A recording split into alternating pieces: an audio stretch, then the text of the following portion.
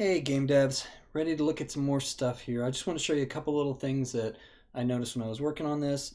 I'll give you an idea of what the actual, let me turn that off and do this. So this is what my final one looks like. There's some things I would change and some things I would tweak, but I've got the high res. You can see I've got bevels everywhere, and I terminate the bevels where they aren't needed, so I can have less polys and stuff like that. And I'll check this in or put this up so you guys can see it. Remember I told you that word check in, I'm just used to saying it. The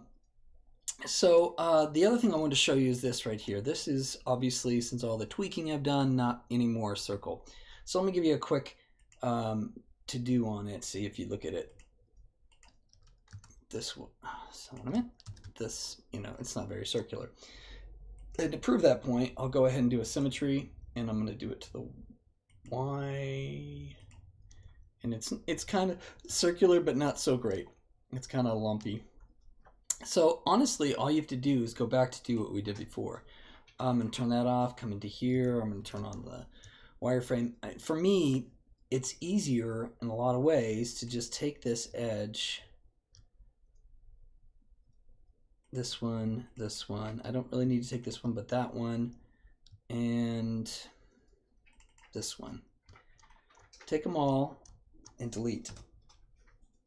Yep, I said delete. Now we can really see how bad the shape is. If we go back up, turn this off, you can see that's the shape. Okay, so that's a problem. So how do we fix it? Well, the same way we made it, really. We're just gonna go ahead and collapse it when we have the symmetry on. So convert to editable poly, VRZ.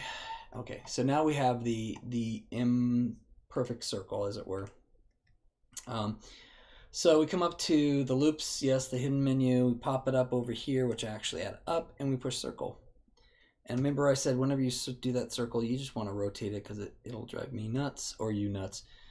So now we have a perfect circle, and now that we know that we're doing some subdivision or some edge loops and stuff like that, or some, the other stuff we were working on, we can actually just extrude it with that in mind. We know that we're going to have at least a bevel on the outside of the edge and then a bevel on the inside of the edge. So I'm going to go to R, I'm going to hold shift and scale it in just a little bit, so I've got my outer edge, and I can pull it back out a little bit more if I want. It's not sharp enough there. And then I'm going to hold the W, I'll go to W and move, and I'm going to shift drag that move like this. Right, and then I'm going to go ahead and drag another edge, how deep I want it to be, and I'm going to drag another edge, just to give it that inner bevel, or inner edge, and then I'm going to scale it again. This time I'm going to scale it this way. Circles work great for the scale method that I was showing you. Sometimes squares do that diagonal stuff, so we had to clean it up. And there you go. If I do it one more time, I can even get another edge, even though I really don't need it in the middle there. Okay. So if I come back in and turbo smooth now, and we can turn the wireframe off, and we've got my perfect circle right back where we started. Anyway, I just wanted to show you that. There is a couple of C things up here that I need to clean up, and I'll have to take a look at them and see what they are. Let me see.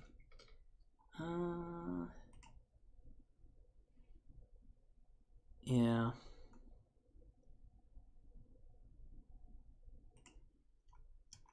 It looks like it's being a jerk and it wants to be divided again. It's funny because it's not doing it here.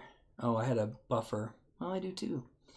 So sometimes this stuff happens. You just got to figure out what's pissing it off. So I'm going to try this. There. That worked. It terminated it earlier than I really wanted to, but it seems to be pretty enough. Let me see where it was before. Yeah. I'm just going to go ahead and leave it that way for now. You'll notice these have little fat edges and stuff. Well, since we're still working with editable polys, we can go ahead and just loop this whole thing. If we do this, you'll notice that it doesn't grab everything. If I come down here and do this, this is the Alt-R. Actually, I missed. Grab this. You'll see it does most of it, and then if I grab this one and do it again, it'll grab all of it, and that's fine, because what we're going to do is we're going to do connect instead of the other one that we've been using. I just want to show you the connect, and you know, if you divide it in a couple times just to break up that space, it'll make that edge flat again. So let's do this, and there you go. Now I don't have as much of this bendy feel to it. All right, the more divisions you force it to make on planar faces, the like this one right here, you can see that one. It's just trying to, and we can actually use the swift loop on this one, right? Click it once, hold Alt and Control, and click it back towards the center, and then it'll snap to that edge. If I go out to this one, you'll notice that it goes towards that shape. Let me do it in the middle. I'll show you what I mean, just in case it wasn't clear. If I hold Alt and Control, it's going to try and match the angle and the position of all the edges that it gets closest to. So I go back in here, you see it changes to that. If I go to the middle, it does the middle.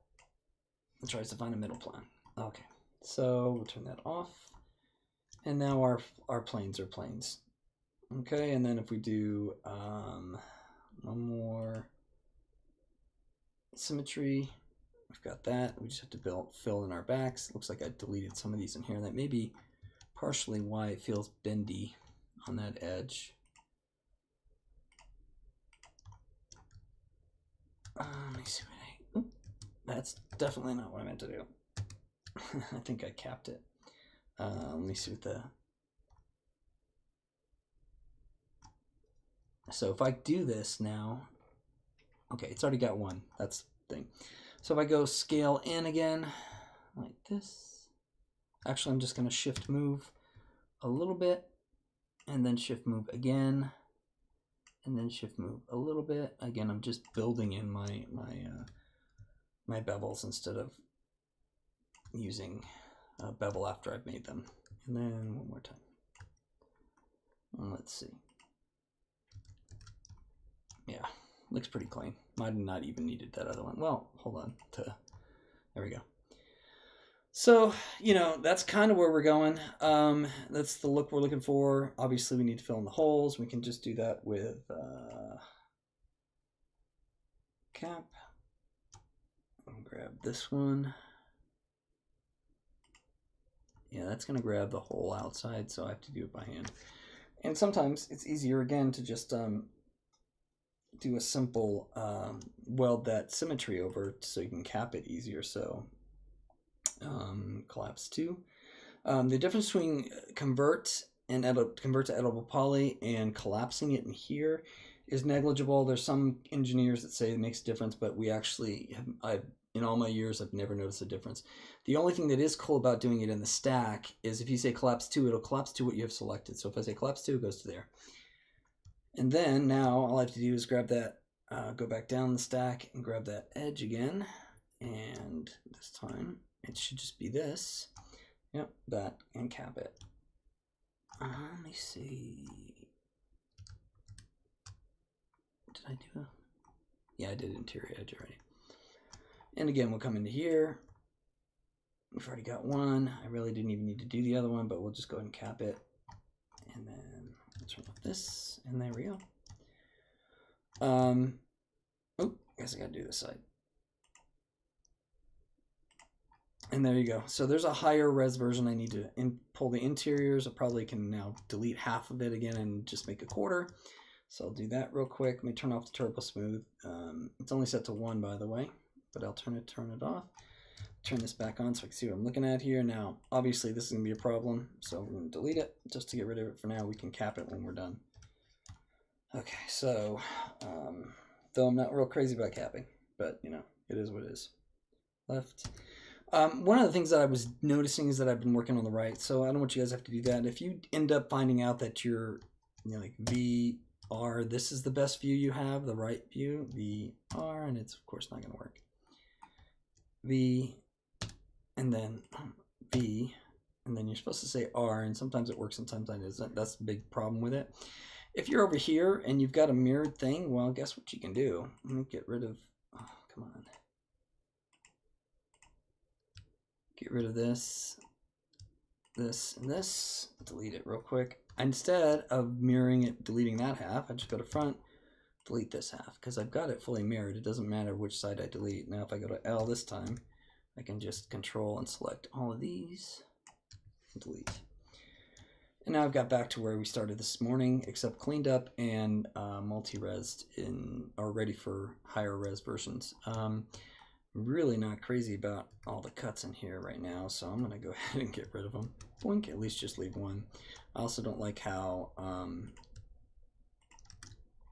they aren't clean, but I'll clean that up and you guys won't see it. But anyway, that's it.